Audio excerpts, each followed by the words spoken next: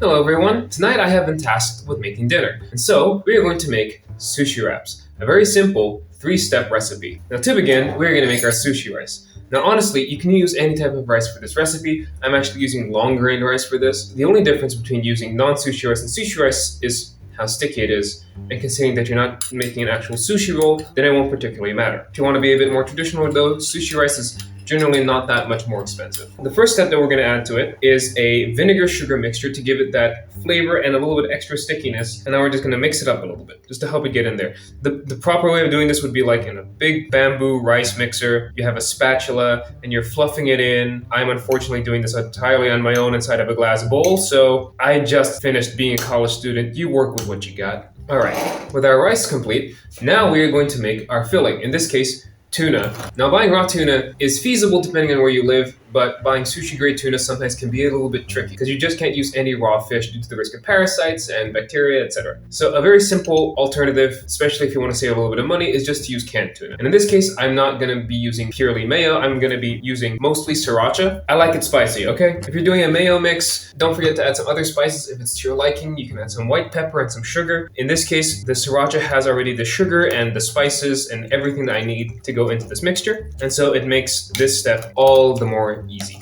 Our spicy tuna mayo blend is done. Now we're going to go on to our third and honestly final step, which is making the sushi wraps. So basically what this step is based on is a Chinese recipe called lotus rice or sticky rice. It's where you usually get a bunch of rice, put it inside of a lotus leaf or a banana leaf, depending on the type of recipe that you're doing. And then you add some sweet pork or some beans or some other filling to the middle of it. You wrap it up and then you steam it. I'm gonna skip the steaming part in this case because it's not entirely necessary. And it's something I always loved as a kid, but finding lotus leaves or banana leaves in Portugal is a bit of a challenge. So instead, we are going to do this. We're going to do a nice sushi blend. I'm going to put a little bit of extra rice on the top to make it easier to close. All we're going to do now is get our nice nori sheet with all of our sushi in there. We're going to wrap it on one side, wrap it on the other, fold it up on one side, and fold it up on the other. And there you go.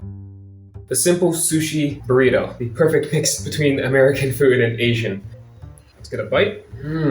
Oh, that's really good. If you haven't tried doing something like this, I recommend trying it out. Sushi has become such a big craze in the last few years in Portugal that you are seeing all versions of sushi pop up, from traditional to Californian, deep fried. I've seen like Portuguese sushi blends that use like alheira, which is weird, but honestly pretty delicious. Anyway, I hope you enjoyed this video. I hope you have a beautiful week. I'll see you around, everyone.